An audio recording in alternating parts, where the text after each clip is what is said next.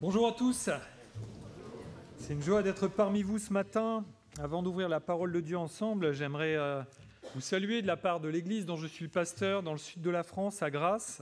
Je suis là avec mon épouse Régine, qui connaît bien la région puisqu'elle en est originaire. Je l'ai enlevée à cette région il y a longtemps et je ne le regrette pas, mais ça nous fait plaisir de temps en temps de revenir vous rendre visite. Et puis on a aussi notre fils et notre belle-fille qui habitent la région, donc c'est à chaque fois une joie. Pour moi, venir à Belfort, c'est synonyme de vacances, de bien manger, d'une belle ville, une belle région bien verte, un peu moins sèche que chez nous. Voilà, donc salutations de l'Église de Grasse, et puis tant que j'y suis aussi de l'Action biblique France, différentes églises qui la composent. On aura l'occasion cet après-midi de dire quelques mots sur à la fois le passé et le présent de l'Action biblique, les beaux projets qui sont en cours. Mais maintenant, je vous propose d'ouvrir la parole de Dieu ensemble dans l'Évangile de Luc, au chapitre 19. On va lire un épisode que vous connaissez sans doute, puisqu'il est question d'un homme qui s'appelle Zachée. Donc Luc, chapitre 19, je vais lire à partir du verset 1 jusqu'au verset 10, cette histoire.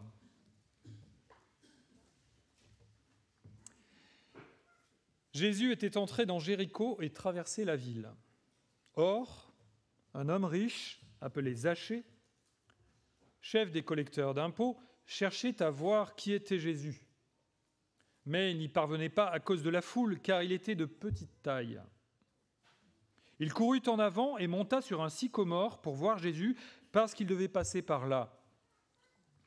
Lorsque Jésus fut arrivé à cet endroit, il leva les yeux, le vit et lui dit « Zachée, dépêche-toi de descendre, car il faut que je m'arrête aujourd'hui chez toi. » Zachée s'empressa de descendre et l'accueillit avec joie. En voyant cela, tous murmuraient en disant « Il est allé loger chez un homme pécheur. » Mais Zachée, se tenant devant le Seigneur, lui dit « Seigneur, je donne aux pauvres la moitié de mes biens, et si j'ai causé du tort à quelqu'un, je lui rends le quadruple. » Alors, Jésus dit à son propos, « Le salut est entré aujourd'hui dans cette maison, parce que lui aussi est un fils d'Abraham. En effet, le Fils de l'homme est venu chercher et sauver ceux qui étaient perdus. » Jusqu'ici, la lecture de la parole de Dieu. Je propose de voir dans un premier temps un salut improbable pour Zachée. Zachée, c'était l'archétype de la personne dont on aurait dit « il ne sera jamais sauvé ». Il n'est pas dans la catégorie des gens a priori dont on aurait dit « lui, il va devenir chrétien ». Dans un deuxième temps, c'est Jésus qui abat les obstacles au salut. C'est lui qui rend possible le salut dans la vie de quelqu'un. Et dans un troisième temps, Jésus offre un salut qui est joyeux, qui fait rentrer la joie dans la vie de la personne qui est sauvée. Alors, un salut improbable pour Zachée. Zachée est un homme important, un notable, mais le problème, c'est que sa richesse, sa notoriété n'est pas très populaire parce qu'il est collecteur d'impôts. Alors, j'espère ne blesser personne s'il y a parmi nous quelqu'un qui travaille pour le Trésor public, mais on va dire qu'à l'époque de Jésus, les collecteurs d'impôts étaient encore moins populaires qu'en France au XXIe siècle, parce que le pays était occupé par l'armée romaine, il y avait un pouvoir politique qui venait de Rome et qui s'était imposé au pays, qu'il avait mis un peu en coupe réglée, qu'il avait organisé. Vous savez que c'était le cas de toute la Méditerranée, c'était valable aussi pour notre pays, qui s'appelait la Gaule, la France, et puis pour tout le tour de la Méditerranée, une partie de l'Europe. Mais en Israël, les Romains étaient vraiment perçus comme des oppresseurs et des occupants indésirables, d'autant plus qu'ils imposaient une religion polythéiste alors que les Juifs croyaient dans le Dieu de la Bible, de l'Ancien Testament, celui qui avait promis le Messie, celui que Jésus révèle. Et pour occuper le pays, ça coûte cher, et quand on occupe un pays, il faut trouver des finances pour payer les militaires qui occupent le pays, pour payer toutes les dépenses de l'État et puis pour ramener l'excédent à Rome, qui faisait des dépenses incroyablement, élevées pour des très beaux monuments à la gloire des empereurs romains. Et les collecteurs d'impôts n'étaient pas romains, ils étaient choisis dans le peuple du pays, et ils avaient une sorte de licence qui leur permettait de collecter les impôts. Ils devaient donner aux Romains une part convenue, mais libre à eux de collecter la somme qu'ils voulaient. C'est-à-dire qu'un collecteur d'impôts honnête aurait collecté juste un petit peu plus pour sa propre rémunération. C'était convenu, c'était normal. Mais un collecteur d'impôts malhonnête pouvait augmenter beaucoup le volume d'impôts et puis se mettre la différence dans la poche. Du moment que les Romains recevaient la part qui leur était due, ils n'y voyaient pas d'inconvénient. Et en même temps, c'était malin de leur part, ce n'était pas eux qui étaient impopulaires, c'était une des personnes du pays qui avait été choisie pour ça. Quand vous lisez dans l'Évangile et dans les anciennes versions, les anciennes traductions françaises, au lieu de collecteurs d'impôts, on parle parfois de publicains.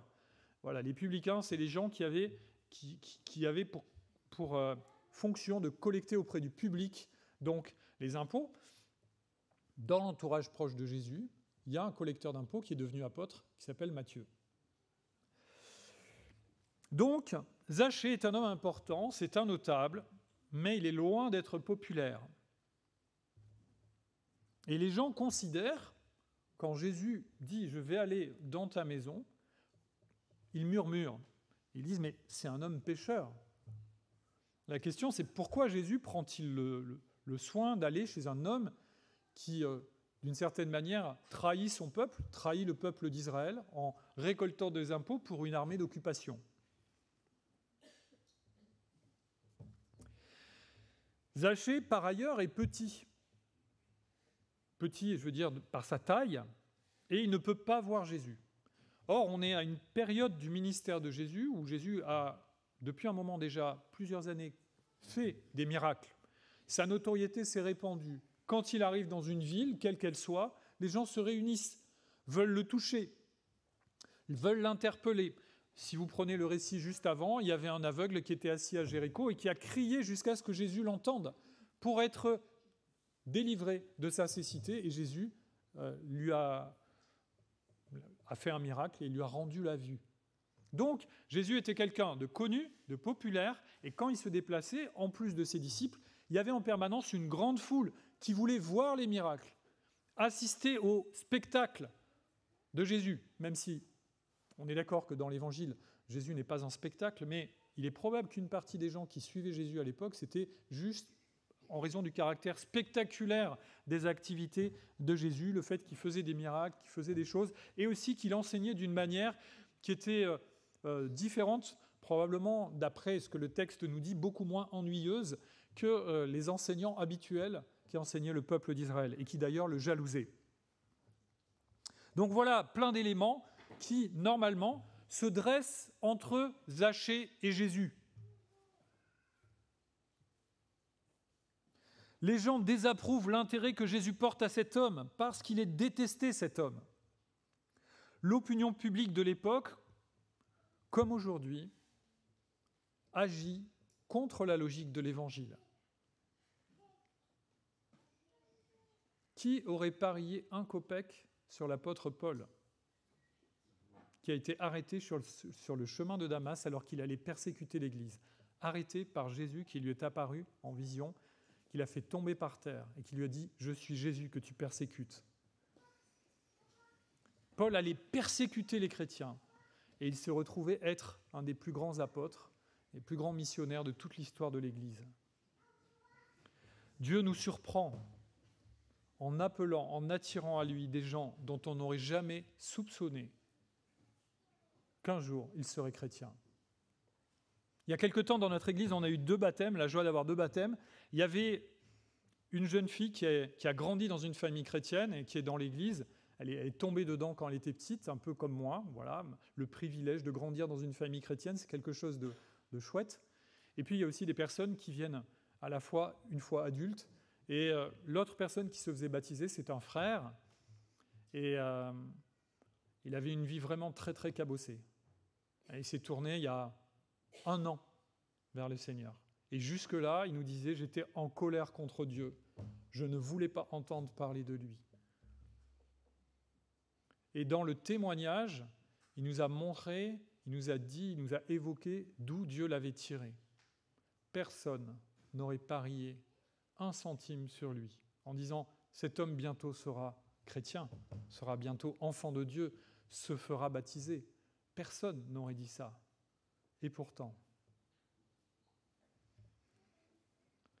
ce n'est pas dans nos valeurs, ce n'est pas dans notre regard, ce n'est pas dans notre manière d'évaluer les choses que nous pouvons voir, nous pouvons discerner qui va être chrétien ou ne pas être chrétien. Ce n'est pas à nous non plus de décider qui doit s'approcher de Dieu ou non. Notre rôle en tant que chrétien, en tant qu'Église, c'est de proclamer l'Évangile et de dire, au nom de Jésus-Christ, nous vous en supplions, soyez réconciliés avec Dieu. Pour le reste, Dieu s'en charge. C'est lui qui touche le cœur par le Saint-Esprit. C'est lui qui amène le pécheur repentant au pied de la croix. Bien sûr, c'est à nous de proclamer cela dans la parole de Dieu, mais ni moi, ni vous ne pouvons convertir qui que ce soit. Probablement même que si les gens nous connaissent, ils vont trouver dans nos vies de bonnes raisons de ne pas devenir chrétiens en disant les chrétiens, il est pasteur lui, et il dit ça, il fait ça. Là, il m'a vexé, là, machin, là, il m'a fait 2 bises alors qu'ici c'est 3. Enfin bon.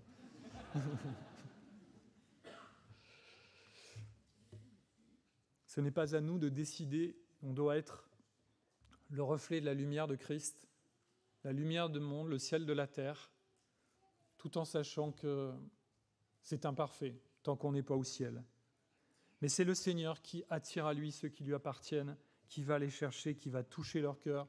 Comme dit Paul aux Corinthiens, « J'ai planté, un autre a arrosé, mais c'est Dieu qui fait croître. » Zachée, c'est l'anti-jeune homme riche. Vous connaissez sans doute cet événement de la vie de Jésus où un jeune homme riche est venu vers Jésus en lui disant « Qu'est-ce que je dois faire pour être sauvé ? Qu'est-ce que je dois faire pour être sauvé ? Quelle action, quelle bonne action je dois faire ? Quelle épreuve je dois passer ?»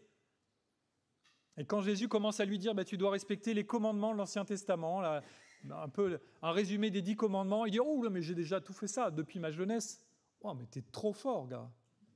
Tu as respecté tous les commandements de la Bible, mais tu es trop fort.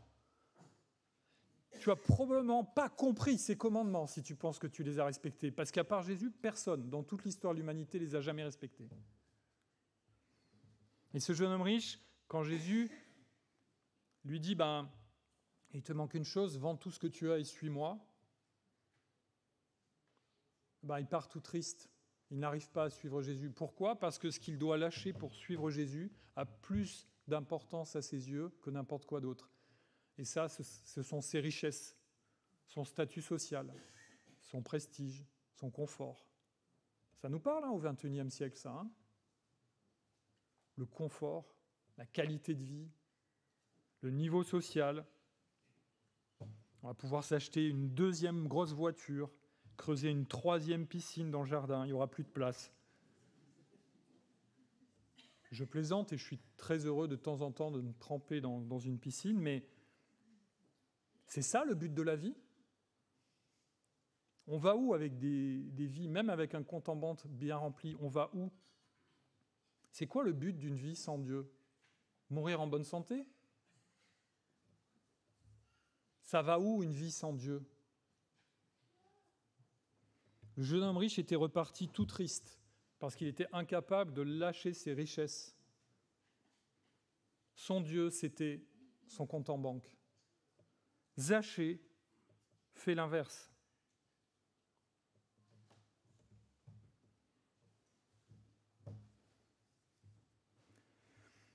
Jésus avait dit à propos justement du jeune homme riche qu'il est difficile à ceux qui ont des richesses d'entrer dans le royaume de Dieu.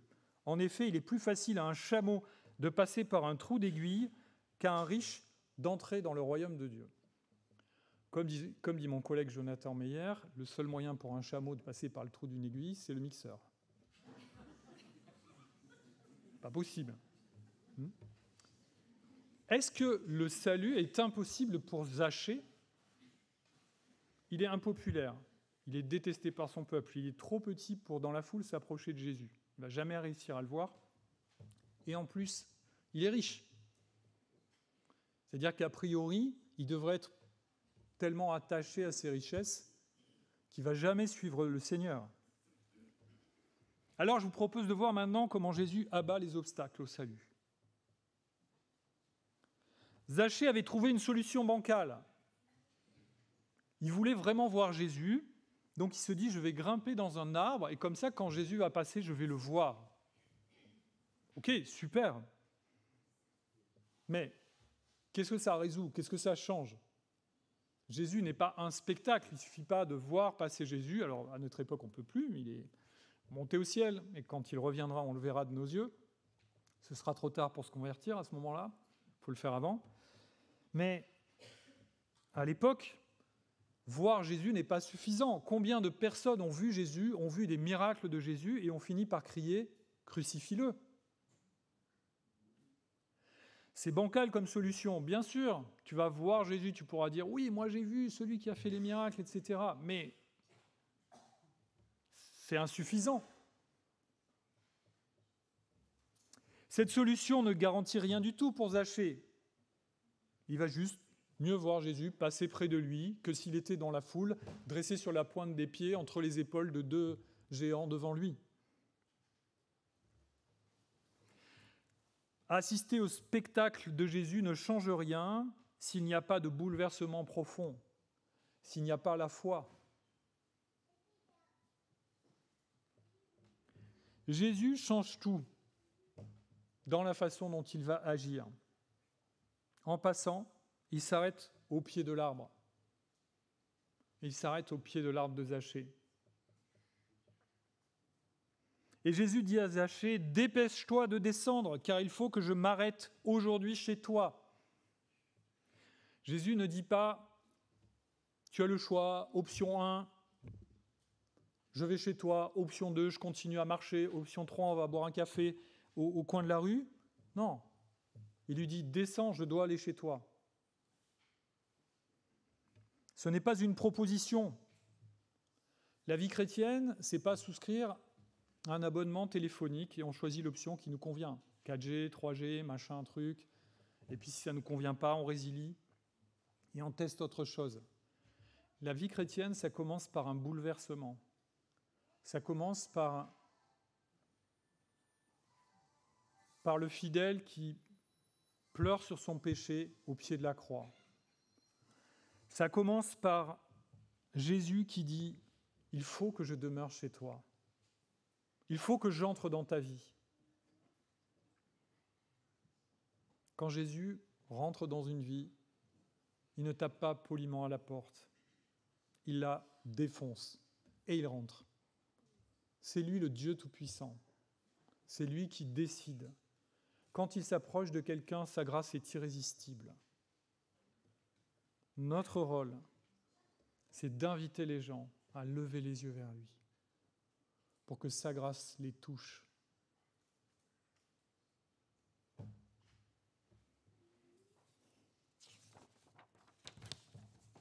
Avec la personne de Jésus, le salut entre dans la vie de Zachée. C'est Jésus lui-même qui le dit, au verset 9, « Le salut est entré aujourd'hui dans cette maison. » Cette maison, il est en train de parler de Zachée, il ne parle pas de la maison elle-même, dont Jésus n'a cure. Il est en train de parler de Zachée, de la vie de Zachée, peut-être de sa famille, qui va dorénavant être disciple de Jésus-Christ. C'est l'œuvre et la présence de Jésus dans une vie qui sauve le croyant. Jésus est-il entré dans votre vie comme il est entré dans celle de Zachée? Est-il au centre de la maison? Est-ce que c'est lui qui dirige?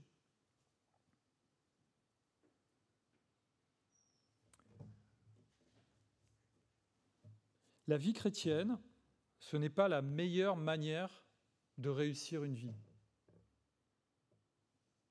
C'est la seule façon de ne pas faire de la vie un non-sens. La vie chrétienne, ce n'est pas la meilleure manière de réussir une vie. Il y aurait l'option A, l'option B, l'option C. Bon, moi, je n'ai pas vie chrétienne, mais j'ai d'autres options qui vont me permettre de réussir ma vie. Non.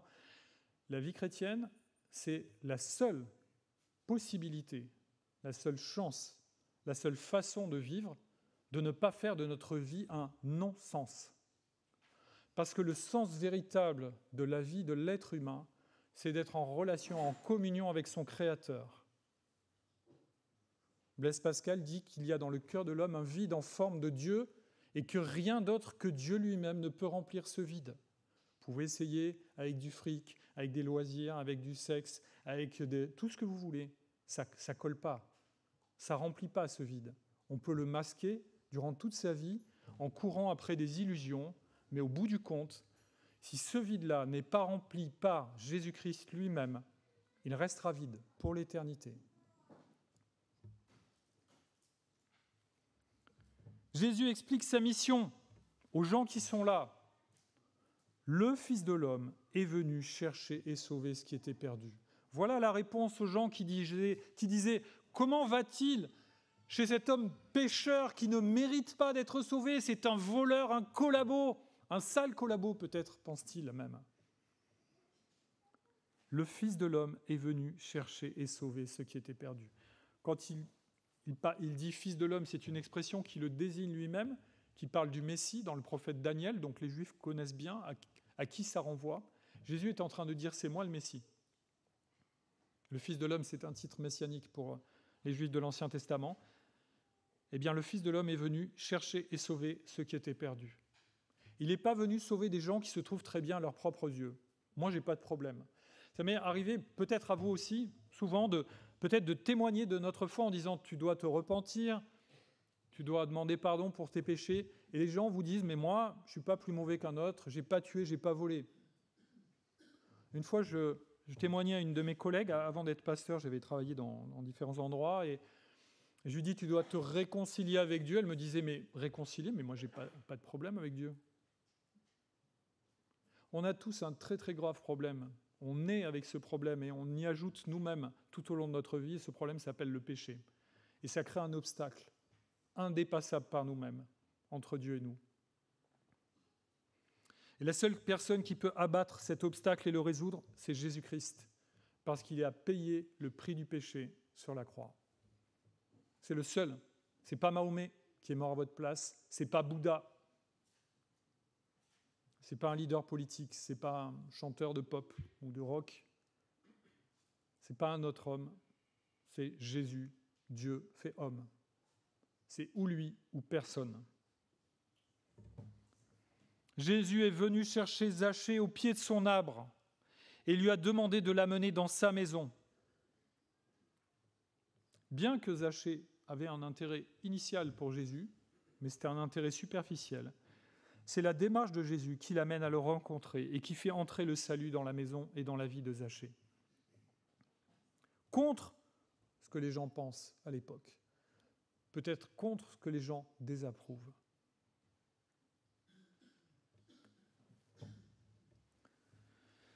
C'est Jésus qui vient sauver ceux qui étaient perdus. Tout le mérite vient de lui. Quand on est chrétien depuis un moment, on a l'occasion de faire des choses dans le cadre de la foi et peut-être qu'au bout d'un moment, on finit par avoir de soi-même une haute opinion en se disant « je suis pas mal quand même. Seigneur, tu es fier que je sois dans ton église ? Tu attendais que Fred entre dans l'église parce que vraiment, c'était quelqu'un qui manquait, hein ? Pas du tout. Pas du tout.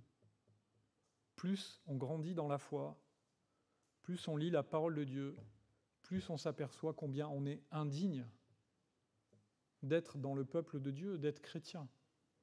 Un chrétien, ce n'est pas quelqu'un qui naturellement est meilleur que son voisin non chrétien. Un chrétien, c'est quelqu'un qui sait que par lui-même, il ne mérite pas le salut et qu'il a besoin de Jésus-Christ pour être son sauveur.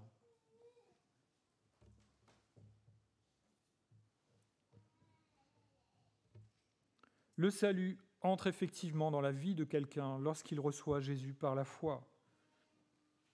C'est une doctrine qui était chère aux réformateurs, ceux qui ont fondé le protestantisme au XVIe siècle en réaction contre le catholicisme de la fin du Moyen-Âge et de la Renaissance, qui était devenu tellement traditionnel que les œuvres et les rituels avaient pris une place démesurée et que la foi chrétienne était opacifiée. Je ne suis pas en train de dire que dans le catholicisme, il n'y a pas de véritables chrétiens. Je pense que et j'ai rencontré des catholiques qui croient que Jésus est leur sauveur et qui ont une vie qui montre que Jésus est en effet maître de leur vie. On continue d'avoir de gros désaccords sur une grande partie de leur tradition, mais si Jésus est leur sauveur et leur Seigneur et qu'ils le confessent avec foi, mais je crois qu'ils sont enfants de Dieu et qu'on sera ensemble au ciel. Et il ne suffit pas d'être le dimanche matin dans une église évangélique pour être en règle avec Dieu. Le signe du salut, c'est la foi en Jésus. Paul écrit dans Éphésiens, chapitre 2, les versets 8 à 10, « C'est par la grâce que vous êtes sauvés, par le moyen de la foi. Et cela ne vient pas de vous, c'est le don de Dieu. Ce n'est pas par les œuvres, afin que personne ne puisse se vanter. En réalité, c'est lui qui nous a fait. Nous avons été créés en Jésus-Christ pour des œuvres bonnes que Dieu a préparées d'avance afin que nous les pratiquions. » La grande différence entre toutes les religions du monde et le christianisme biblique, toutes les religions du monde, elles disent, si tu veux être en règle dans l'au-delà avec les divinités, selon en quoi elles croient, fais le bien dans ta vie, et peut-être que dans l'au-delà, tu seras à la bonne place. Peut-être. C'est pas sûr. Ça va être pesé. Si le bien que tu as fait dépasse le mal que tu as fait, c'est bon. Tu vas du bon côté. Sinon, c'est raté. Le christianisme dit, n'essaye même pas de mériter le ciel. Tu n'y arriveras pas. Tu es disqualifié d'avance. Tu es entièrement corrompu par le péché, ce qu'on appelle la dépravation totale. Vous savez, c'est comme dans une cruche d'eau pure, vous versez une fiole de cyanure. Vous mélangez un peu, je ne suis même pas sûr qu'il y a besoin de touiller. Tous les verres que vous allez verser, ils vont être empoisonnés. Pourtant, il y a encore de l'eau dans le verre. Oui, mais il est empoisonné. Si vous le buvez, vous mourrez. On est comme ça, aux yeux de Dieu. On ne peut pas rentrer au ciel sans que le problème de notre péché soit réglé. Alors, c'est Dieu qui lui-même a pourvu à ce salut. C'est lui qui a accompli ce qu'il fallait pour qu'on soit sauvé. De ce fait, on n'a pas à faire quelque chose pour gagner le ciel.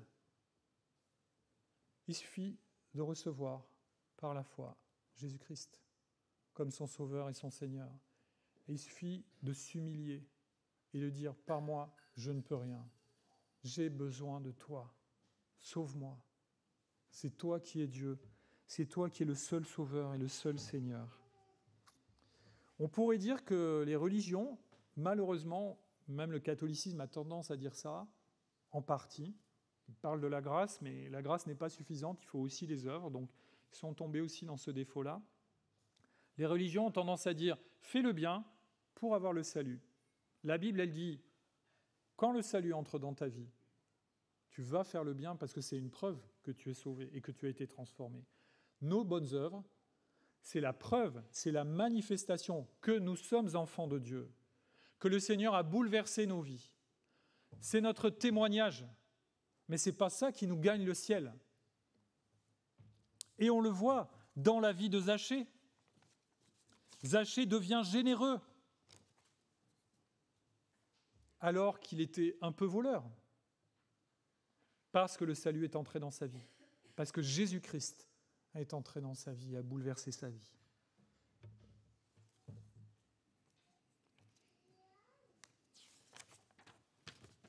Jésus offre un salut joyeux. Zachée obéit avec joie et empressement pour accueillir Jésus chez lui. Il pensait seulement le voir passer sous son arbre, et en réalité, Jésus va venir dans sa propre maison. Pour Zachée, c'est la chose la plus importante. Il fait de bon cœur une confession publique et prend un engagement devant Jésus et devant tous les citoyens qui le considéraient comme un pourri. Excusez-moi du terme. Jésus ne lui a encore rien ordonné à propos de ses richesses. Il ne lui a pas dit « Dis donc, Zachée, tu as la main un peu lourde sur les impôts là en ce moment. ça ira, 3 Ferrari, ou tu veux une 4e, quel est le but? Non, Jésus n'a rien dit de cela.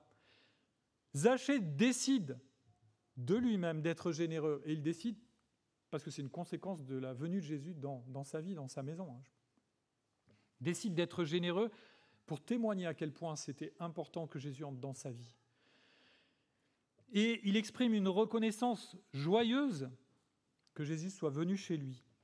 Et il assume sa foi en agissant avec générosité. « Seigneur, au verset 8, je donne aux pauvres la moitié de mes biens. Et si j'ai causé du tort à quelqu'un, je lui rends le quadruple. » Franchement, quand on répare un truc, vous avez envie de donner x4, vous? Je me suis trompé, je te donne x4. Ouais, il ne va pas rester grand-chose chez moi si je commence à faire ça. Si à chaque fois que je me suis trompé, je dois donner au quadruple. Zachée dépasse ce que demande la loi de Moïse, où le voleur devait rendre ce qu'il avait pris. Il y avait un texte du Lévitique qui disait quand quelqu'un a volé quelque chose, il doit rendre la somme qu'il a volée plus 20%. Donc si vous avez volé 100 €, vous devez rendre 120. Zachée, il s'applique la prescription la plus sévère qui concerne le vol de moutons. Si on volait, les Juifs étaient un peuple d'éleveurs, donc le bétail avait une très grande importance. C'était à la fois le moyen de vivre et puis un placement financier pour les générations, etc. Un troupeau, c'était très très important. Et donc, voler une bête, c'était quelque chose de grave. Et je pense que si on a des amis agriculteurs, ils n'aimeraient pas non plus qu'on leur vole une bête parce que ça demande tellement de soins, etc. Eh bien, s'il y avait un mouton qui était volé en Exode, on devait rendre 4 moutons. Voilà, au quadruple. Donc, Zachée s'applique la sentence la plus lourde à lui-même. Par ailleurs, personne n'a demandé à Zachée de donner la moitié de ses biens. C'est lui qui dit, voilà, pour prouver à quel point je suis content que tu sois rentré dans ma vie, je te montre à quel point pour moi, la richesse qui était le Dieu de ma vie jusqu'à présent n'a plus cette valeur-là. Maintenant, c'est Christ qui est au centre, et maintenant, eh bien, je donne la moitié de tous mes biens aux pauvres. Et si j'ai fait du tort à quelqu'un, en plus, je vais réparer au quadruple. On est vraiment à l'opposé du jeune homme riche qui était parti tout triste parce qu'il ne pouvait pas suivre Jésus et faire ce que Jésus lui avait demandé, c'est-à-dire « Vends tes biens, donne-le aux pauvres et suis-moi ». Jésus n'a pas besoin de dire ça à Zachée. Zachée le fait spontanément. Je suis touché par la joie, la reconnaissance et la générosité qui caractérisent la conversion de Zachée. Zachée est heureux, mais il perd plus de la moitié de sa fortune. Qui serait heureux ce matin de perdre plus de la moitié de sa fortune? Ouais, moi, trop cool, fais un placement catastrophique et on doit vendre la maison. Personne n'est heureux de ce genre de choses. Zachée est heureux parce que Jésus est rentré dans sa vie. Le salut que la Bible propose à tous ceux qui entendent et qui se réconcilient avec Dieu par la foi en Jésus-Christ, c'est un salut qui est exigeant. C'est un salut qui démarre par l'humiliation volontaire, de dire « Seigneur, je te demande pardon pour mes fautes ». L'évangile, c'est une bonne nouvelle, ça commence quand même par une mauvaise nouvelle. Tu as un problème avec Dieu. Tant que ce problème n'est pas réglé, ce problème demeure. Celui qui n'a pas le Fils, la colère de Dieu demeure sur lui. Personne n'a envie de voir ce que ça veut dire la colère de Dieu, je vous le garantis. Mais une fois que ce problème est réglé, une fois qu'on a fléchi les genoux au pied de la croix, une fois qu'on est réconcilié avec Dieu, et pour faire cela, il suffit simplement de l'exprimer sincèrement de sa bouche et de son cœur. Eh bien, une fois que cela est fait, nous entrons dans une vie dont les caractéristiques sont l'amour, la joie, la paix, la patience, la bonté, la bienveillance, la foi, la douceur, la maîtrise de soi. Voilà ce que produit le Saint-Esprit dans la vie du croyant. Et ce que je vois dans la vie de Zachée, c'est quelqu'un qui est heureux, qui est joyeux. Il a trouvé le sens, le vrai sens de la vie, le seul sens possible. Il a renoué le dialogue avec un Dieu qui nous aime parce que nous sommes des êtres relationnels qu'il a créés à l'origine pour être en communion avec lui. Et à travers Jésus-Christ, les chrétiens retrouvent cette communion. Peut-être qu'avec le temps, on s'habitue à cette communion. Peut-être qu'avec le temps, on oublie combien c'est merveilleux d'avoir Christ au centre de nos vies, d'être en paix pour l'éternité, de savoir d'où je viens, pourquoi je suis là, où je vais, où j'irai ensuite, quel est le sens de ma vie, quelle paix incomparable par rapport à tous les gens qui courent dans tous les sens tout au long de leur vie pour essayer désespérément de trouver un sens à une vie qui n'en a pas vraiment. Zachée est joyeux. Êtes-vous joyeux ce matin? Êtes-vous joyeux d'être chrétien? Pour être honnête, la vie chrétienne, ce n'est pas spontanément joyeux. Il arrive à tout le monde, moi le premier, de nous lever le matin et de se dire « Oula, ça commence mal. Déjà, les chaussons sont perdus au bout du lit, il fait froid, j'aurais envie de me recoucher, de zapper cette journée-là et de passer à la suivante. » La vie chrétienne, ce n'est pas une vie qui est entièrement rose, entièrement parfaite, où votre patron vous appelle tous les lundis pour vous dire « Tiens, j'aimerais bien t'augmenter. » Non, on a les mêmes épreuves que les autres, peut-être même un peu plus, celles qui sont liées à la foi.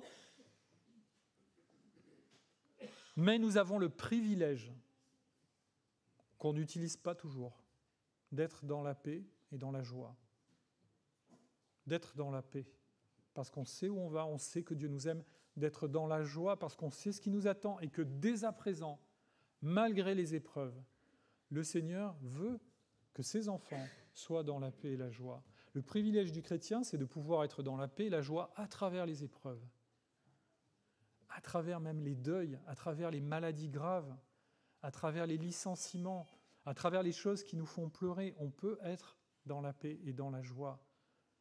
Si on se rappelle que Christ est notre Seigneur et Sauveur, si on lève les yeux vers lui. Êtes-vous dans cette paix et dans cette joie?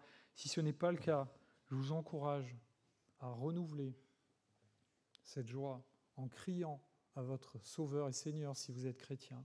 Si vous n'êtes pas chrétien, je vous encourage à venir confesser vos fautes au pied de la croix. Vous pouvez le faire dans votre chambre. Ça n'a pas obligé d'être un engagement public dans un premier temps. Dieu vous entend où que vous soyez. Si vous criez à lui, il vous répondra. Si cette joie n'est pas au fond du cœur aujourd'hui, je vous encourage à vous tourner vers celui qui peut la fournir généreusement, comme il l'a fait pour Zachée. Prière.